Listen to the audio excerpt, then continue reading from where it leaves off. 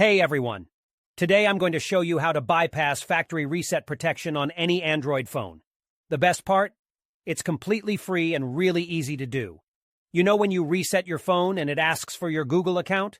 Well, with this method, we can bypass that step and gain full access to the phone. I've successfully done this on over 100 Android phones. I'll guide you step by step through the process, so don't worry if you're not a tech expert. Just follow along and soon you'll be able to unlock any Android phone without any hassle. Okay, so the next step is to use this website to remove the factory reset protection lock from your Android phone.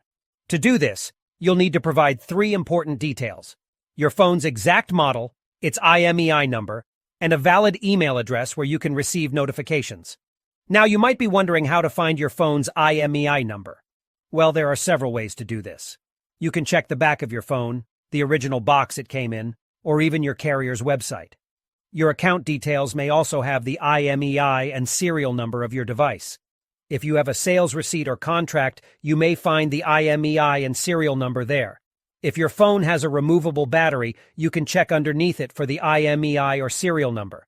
However, if your phone doesn't have a removable battery, don't try to remove it or you may damage your device. Once you have your phone's IMEI number, you'll need to fill out a simple form on the website with your phone model, IMEI number, and a valid email address.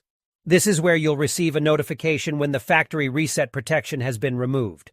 After you submit the form, your request will be processed, and you'll receive an email notification when the factory reset protection removal process is complete. I'll show you an example of what the email should look like by logging into my personal email account. Here's the email I received, saying that the factory reset protection was removed. Let's open it up together. The message confirms that the factory reset protection has been removed, so all you need to do now is restart your phone.